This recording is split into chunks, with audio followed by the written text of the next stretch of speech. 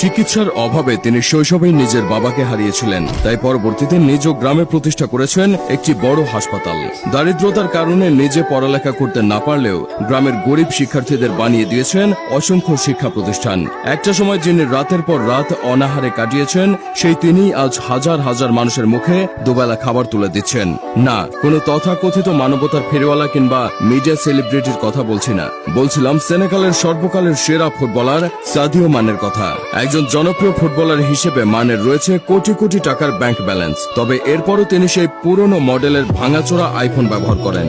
এর কারণ জানতে চাইলে মানে বলেন, এমন ফোন চাইলে 1000টা কেনা যায়, চাইলে 10টা ফেরারি, 2টি জেট বিমান ও 1000 খানেক ডায়মন্ডের ঘড়িও কিনতে পারি, তবে এগুলোর আমার কোনো প্রয়োজন নেই। মানের এই কথাগুলো শুনলেই বোঝা যায় তার চামড়া কালো হলেও হৃদয়টা তার পানির মতো স্বচ্ছ। মূলত শৈশব থেকে দরিদ্র পরিবারে বেড়ে ওঠা সাদিও মানে বাহ্যিক বিলাসিতার চেয়ে মানুষের মৌলিক অধিকারগুলো পূরণের দিকটিকেই বেশি প্রাধান্য দেন।